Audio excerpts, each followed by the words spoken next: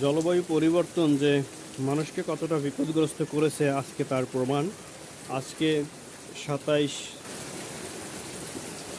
তারিখে মে মাসের যে ঝোড়ো হাওয়া বন্যা বয়ে গেছে, সেই ঝোড়ো হাওয়া বন্যায় আমরা কিন্তু পানিবন্দী হয়ে পড়েছি এবং আমরা কিন্তু একেবারে আমাদের ক্ষতিগ্রস্ত হয়েছে অনেক কিছু। সেটা হয়তোবা আমরা এখন দেখাতে পারছি না। আমাদের মানে ঘরের পিছনে গাছপালা সহ বিভিন্ন রকমের সমস্যার ক্ষতিগ্রস্ত।